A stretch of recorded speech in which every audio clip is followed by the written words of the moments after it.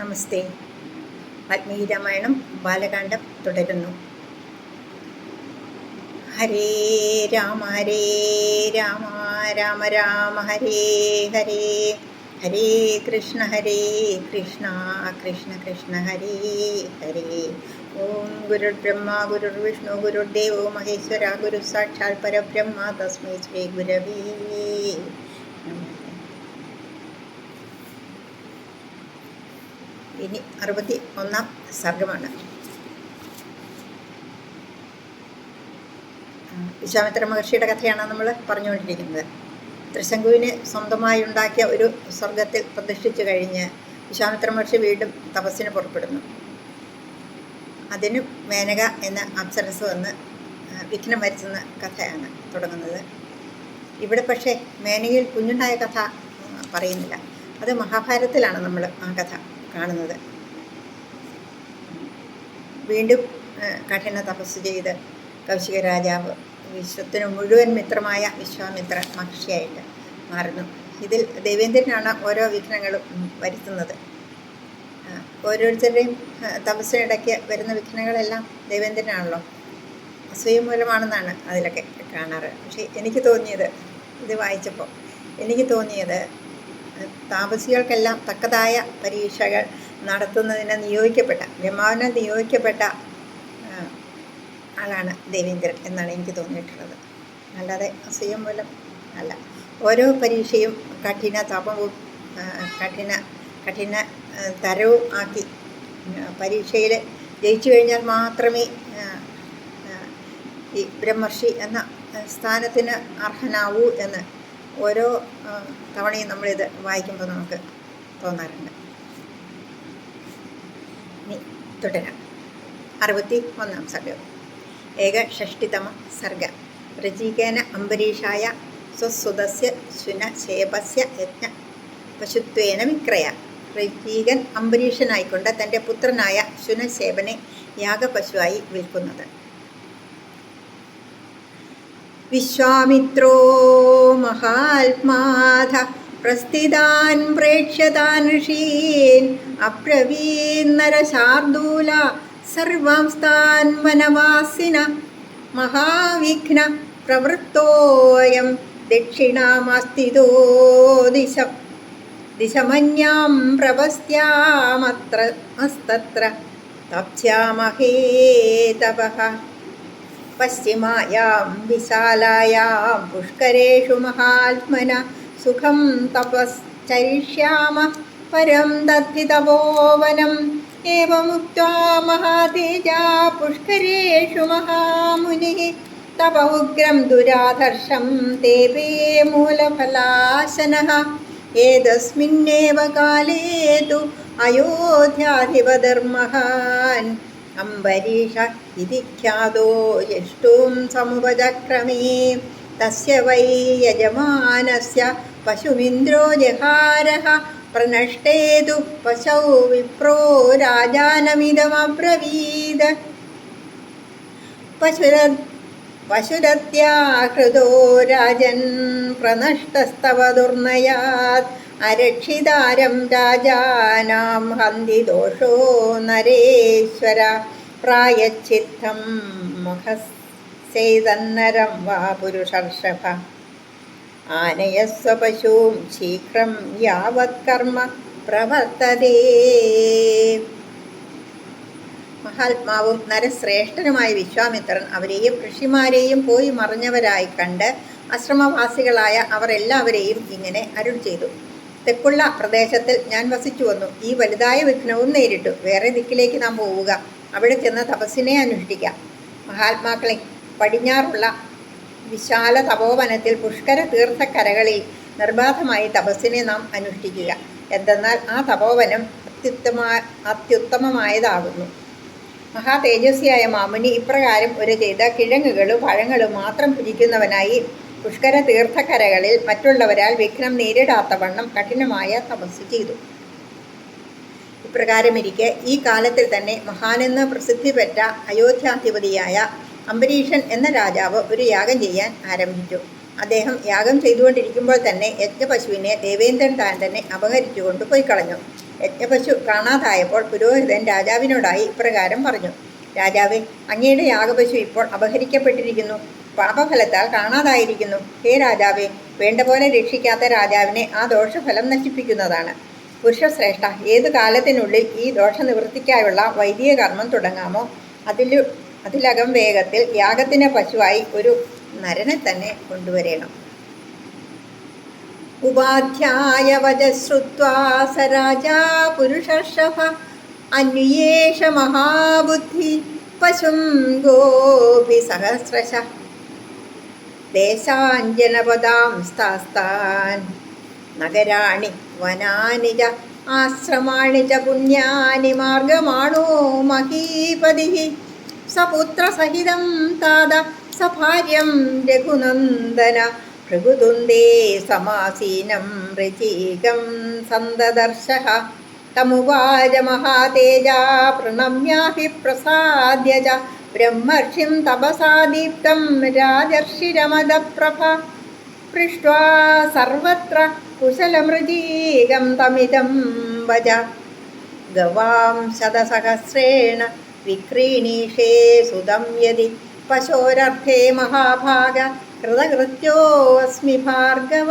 Survey പരിശ്രദാ ദേശായാജ്ഞീയം ന ലഭേ പശും ദാതുമർഹസി മൂല്യേന സുതമേകം തതോ മമ ഏവമുക്തോ മഹാതേജാ ഋചീകസ്ത്വബ്രവീദ്വജ നാഹം ജ്യേഷ്ഠം നരശ്രേഷ്ഠ വിക്രീണീയാം കഥം ജന ഋചീകസ്യ വചശ്രുത്വാ തേഷാം മാതാമഹാത്മനാം ഉവാച നരശാർദൂലമംബരീഷം തപസ്വിനി.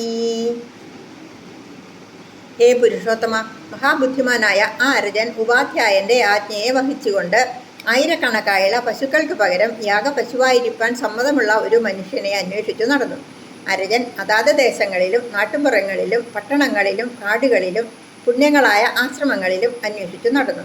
വത്സ രഘുനന്ദന, അദ്ദേഹം ഭൃഗതുന്ദമെന്ന മലമ്പ്രദേശത്ത് പുത്രന്മാരോടും ഭാര്യയോടും കൂടി സുഖമായി പാർത്തിരുന്ന ഋചിക മുനിയെ തന്നെ കണ്ടു.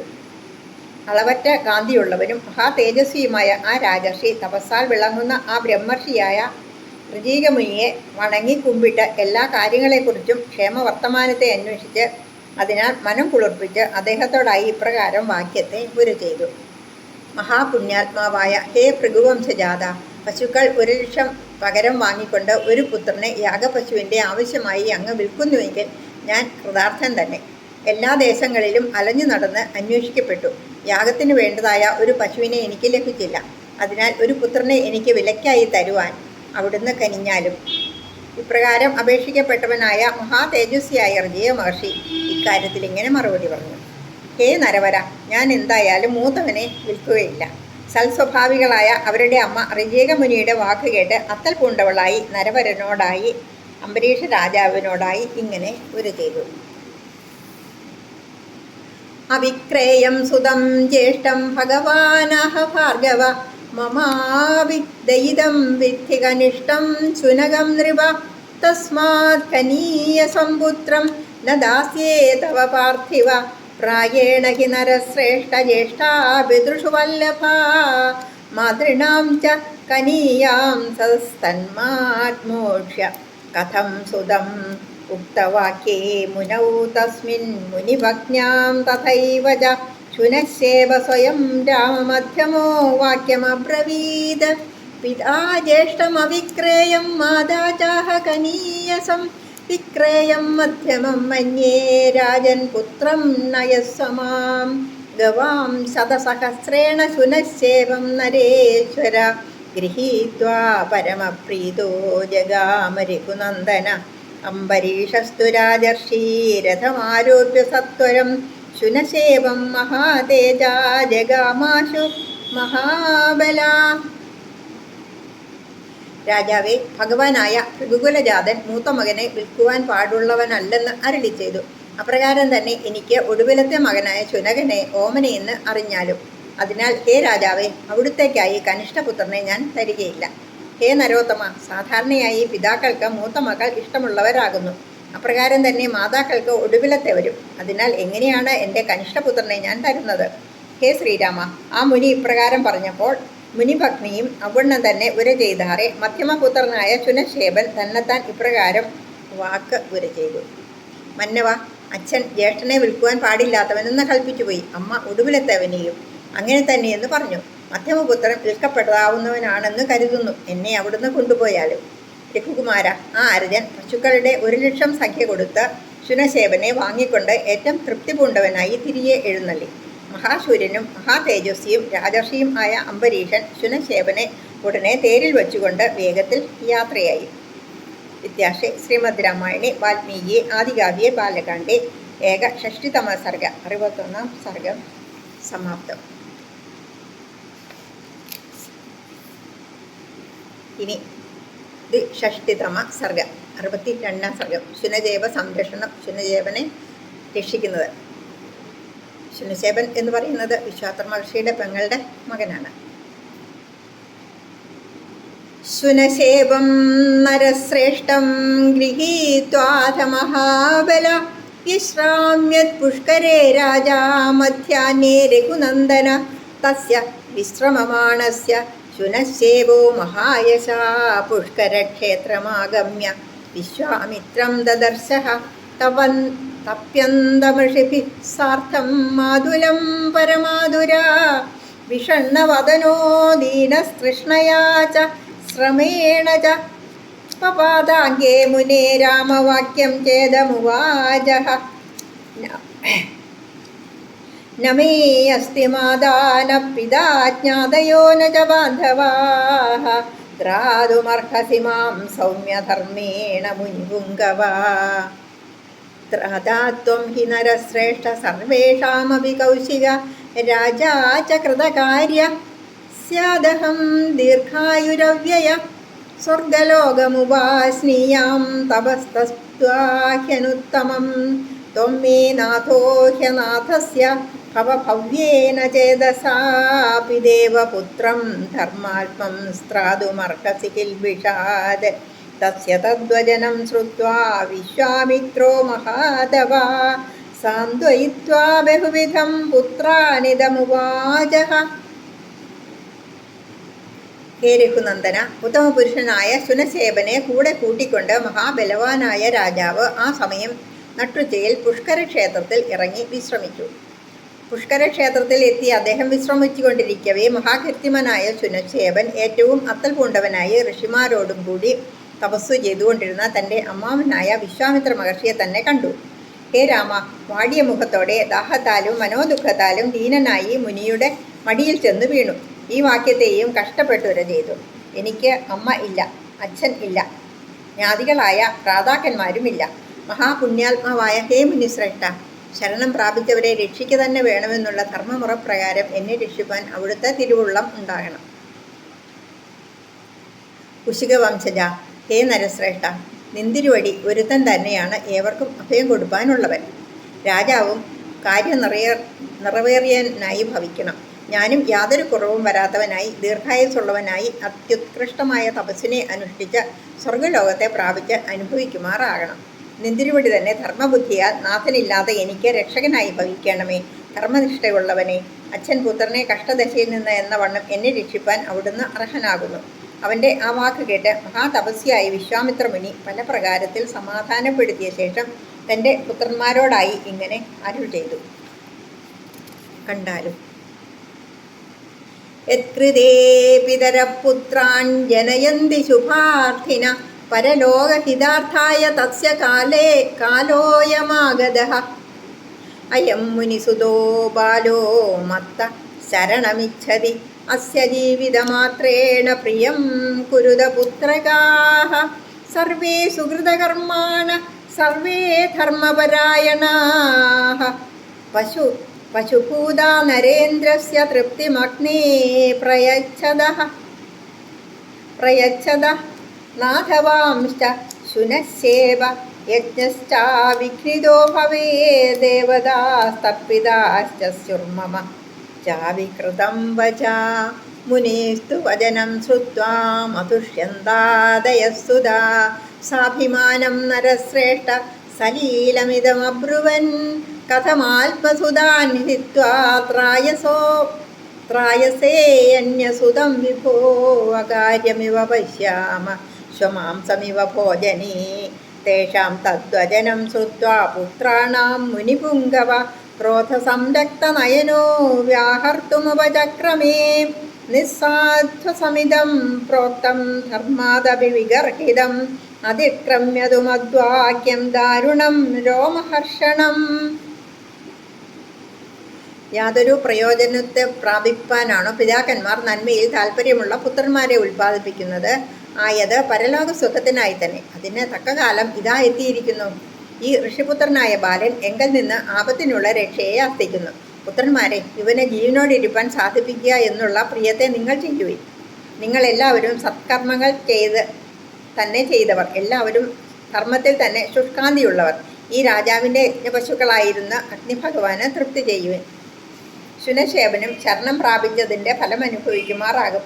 യാഗവും നിർവിഘ്നമായി കലാശിക്കും. ദേവന്മാരും സംതൃപ്തന്മാരായി ഭവിക്കും. എൻ്റെ കൽപ്പനയും അനുസരിക്കപ്പെട്ടതായി തീരും. ഹേ പുരുഷോത്തമ, മധുഷ്യന്തൻ മുതലായ പുത്രന്മാർ മഹർഷിയുടെ വചനത്തെ കേട്ട ഉടനെ അഹങ്കാരത്തെ പ്രത്യക്ഷപ്പെടുത്തുന്ന ഈ മറുപടി പരിഹാസമായി ഉര ചെയ്തു. പ്രഭു, സ്വന്തം മക്കളെ ബലി കൊടുത്ത് ആരാൻ്റെ മകനെ എന്തിനായിട്ടാണ് രക്ഷിപ്പാൻ ശ്രമിക്കുന്നത്? ഊണിൽ നായിറച്ചി എന്ന വണ്ണം തന്നെ ചെയ്യപ്പെടാത്തത് എന്നു തന്നെയാണ് ഞങ്ങളുടെ അഭിപ്രായം. പുത്രന്മാരായ അവരുടെ ആ വാക്ക് കേട്ട മുനിശ്രേഷ്ഠൻ കോപത്താൽ കണ്ണുകൾ തുടുത്തവനായി ഇപ്രകാരം ശപിപ്പാൻ തുനിഞ്ഞു. ഇക്കാര്യത്തിൽ എൻ്റെ കൽപ്പനയെ ഉല്ലംഘിച്ച് പറയപ്പെട്ടതായ ഈ വാക്ക് നിങ്ങളുടെ നെഞ്ഞൂക്കിനെ വെളിപ്പെടുത്തുന്നതും ധർമ്മമാർഗത്തിൽ നിന്ന് തെറ്റിപ്പോയതും രോമാഞ്ചമുളവാക്കുമാറ് ഒട്ടും സഹിക്കാൻ കഴിയാത്തതും തന്നെ. സ്വമാംസഭോജിന സർവേ വാസിഷ്ഠാ ഇവ ജാതിഷു പൂർണ്ണം വർഷസഹസ്രം തു പൃഥിവ്യാമനുവത്സ്യഥാ കൃത്വാ ശാപസമായുക്താൻ പുത്രാൻ മുനിവരസ്തഥാ ശുനശേപമുവാചാർത്തം കൃത്വാ രക്ഷാം നിരാമയാം പവിത്രപാശൈരാസക്തോ രക്തമാല്യാനുലേപന വൈഷ്ണവം യൂവമാസാദ്യ വാഗ്ഭിരഗ്നിമുദാഹര ഇമേ തു ഗാഥേ ദ്വേ ദിവ്യേ ഗായേഥാ മുനിപുത്രക അംബരീഷസ്യ യജ്ഞേ യസ്മിംസ്തദ സിദ്ധിമവാപ്സ്യസി ശുനശേവോ ഗൃഹീത്വാ തേ ദ്വേ ഗാഥേഷു സമാഹിത ത്വരയാ രാജസിംഹം തമംബരീഷമുവാചഃ രാജസിംഹമഹാസത്വാ ശീഘ്രം ഗച്ഛാവഹേ സദ നിവർത്തയസ്വ രാജേന്ദ്രദീക്ഷാം ച സമുപാഹര ഋഷിപുത്രസ്യ തദ്വാക്യം ശ്രുത്വാ ഹർഷസമുത്സുക ജഗാമ നൃപതേ ശീഘ്രം യജ്ഞവാടമതന്ത്രിത സദസ്യാനുമതേ രാജാ പവിത്രകൃതലക്ഷണം പശും രക്താംബരം ധൃത്വാ യൂപേതം സമയോജയത്. എല്ലാവരും മുഷ്ടികാദി ചണ്ടാള ജാതികളിൽ പിറന്ന് വസിഷ്ഠപുത്രന്മാരെന്ന വണ്ണം നായിറച്ചി തിന്നുന്നവരായി 1000 സംവത്സരങ്ങൾ തികയുന്നതുവരേക്കും ഭൂമിയിൽ വസിപ്പി. മുനിശ്രേഷ്ഠൻ പുത്രന്മാരെ ഇപ്രകാരം ശാപമേറ്റവരാക്കി ചെയ്ത് മനസ്താപത്തോടെ വർത്തിക്കുന്നവനായ ശുനശേപന് ആപത്തിൽ നിന്നും മോചിപ്പിക്കപ്പെടത്തക്കതായ രക്ഷോമന്ത്രോപദേശത്തെ ചെയ്ത് വീണ്ടും ഇപ്രകാരം അരുളി ചെയ്തു. സ്വർണമയമായുള്ളതും വിഷ്ണുവിനെ അധിഷ്ഠാന ദേവതയായി ആവാഹനം ചെയ്തതുമായ യൂപസ്തംഭത്തെ പ്രാപിച്ച ശേഷം ചുവന്ന പൂമാലകളും കളഭക്കൂട്ടുകളും അണിഞ്ഞവനായി ദർഭപ്പുല്ലിൻ കയറുകളാൽ കെട്ടപ്പെട്ടവനായി വേദമന്ത്രങ്ങളാകുന്ന ഇവയെ കൊണ്ട് ജപം ചെയ്യുക. ഋഷിപുത്ര, അംബരീഷന്റെ ഈ യാഗത്തിൽ ഈ 2 ദിവ്യമന്ത്രങ്ങളെയും ഉറുതിയായി ജപിച്ചുകൊള്ളുക. അങ്ങനെ ചെയ്താൽ മനോഭീഷ്ടത്തെ നീ പ്രാപിക്കും. ശുനശേപൻ ഏകാഗ്രതയോടെ ആ 2 റിക്കുകളെയും ഗ്രഹിച്ചുകൊണ്ട് ആ രാജശ്രേഷ്ഠനായ അംബരീഷന്റെ അടുക്കൽ വേഗം ചെന്ന് ഇപ്രകാരം പറഞ്ഞു. മഹാധർമ്മശാലിയും പ്രബോധവനും ആയ ഹേ രാജശ്രേഷ്ഠ, വേഗത്തിൽ യാഗശാലയിലേക്ക് നാം പോവുക. ഉടനെ യജ്ഞദീക്ഷയെ കൈക്കൊള്ളുക, പരിപൂർത്തിയാക്കിക്കൊള്ളുക. രാജാവ് ഋഷികുമാരൻ്റെ ആ വാക്ക് കേട്ട് അത്യാനന്ദത്തോടെ കാര്യത്തിൻ്റെ സൂക്ഷ്മമറിയുവാൻ ആശ പൂണ്ട് അതിജാഗ്രതയോടെ വേഗത്തിൽ യാഗശാലയിൽ ചെന്നു ചേർന്നു. രാജാവ് സദസ്യരുടെ അനുമതി പ്രകാരം യജ്ഞപശുവായി വന്നിരിക്കുന്ന ആ ശുനശേപനെ ദർഭപ്പുൽ കയറിനാൽ ബന്ധിക്കപ്പെട്ട ലക്ഷണത്തോടു കൂടിയവനായും ചുവന്ന വസ്ത്രം ധരിച്ചവനായും അലങ്കരിച്ച് യൂപസ്തംഭത്തിൽ ചേർത്ത് കെട്ടിയിട്ടു. സബദ്ധോ വാക്പിരഗ്രാഭിരഭിതുഷ്ടാവൈസുരൗ ഇന്ദ്രമിന്ദ്രാനുജം ചൈവ യഥാവന്മുനിപുത്രഃ തദപ്രീത സഹസ്രാക്ഷോ രഹസ്യസ്തുതിതർപ്പിതഃ ദീർഘമായുസ്തദാ പ്രാതാശ്ചുനശേവായ വാസവാ സ ച രാജാ നരശ്രേഷ്ഠാ യജ്ഞസ്യ ച സമാപ്തവാൻ ഫലം ബഹുഗണം രാമസഹസ്രാക്ഷപ്രസാദജം വിശ്വാമിത്രോऽപി ധർമാത്മാ തപസ്തേവേ മഹാതപാ പുഷ്കരേഷു നരശ്രേഷ്ഠദശവർഷം സദാനി സ. എട്ടപ്പെട്ടവനായ ആ മുനികുമാരൻ ദേവന്മാരിരുവരായ ഇന്ദ്രനെയും വിഷ്ണു ഭഗവാനെയും ഉപദേശം സിദ്ധിച്ച വണ്ണം തന്നെ ഉത്കൃഷ്ടങ്ങളായ ആ ഋക്കുകളാൽ ജപം ചെയ്ത് സ്തുതിച്ചു. അപ്പോൾ രഹസ്യമന്ത്രങ്ങളാൽ ആരാധിക്കപ്പെട്ടവനായ സഹസ്രാക്ഷനായ ഇന്ദ്രൻ പ്രീതി പൂണ്ടവനായി. അതിനാൽ ശുനശേപന് ദീർഘായുസ്സിനെ പ്രദാനം ചെയ്തു. ഹേ പുരുഷോത്തമ ശ്രീരാമ, ആ രാജാവും യാഗത്തിന്റെ സിദ്ധിയെയും ഇന്ദ്രന്റെ അനുഗ്രഹത്താൽ ഉണ്ടായതായി അതിവിശേഷമാവണ്ണം പ്രാപിക്കുകയും ചെയ്തു. ഹേ പുരുഷോത്തമ, ആ ധർമാത്മാവും മഹാതപസ്വിയുമായ വിശ്വാമിത്ര മുനിയും പുഷ്കര തീർത്ഥക്കരകളിൽ 1000 സംവത്സരകാലം തപസ് ചെയ്തു. വിദ്യാക്ഷേ ശ്രീമദ് രാമായണി വാൽമീകി ആദികാവ്യേ ബാലകാണ്ഡേ 62 സർഗ 62 സർഗം സമാപ്തം. നമസ്തേ.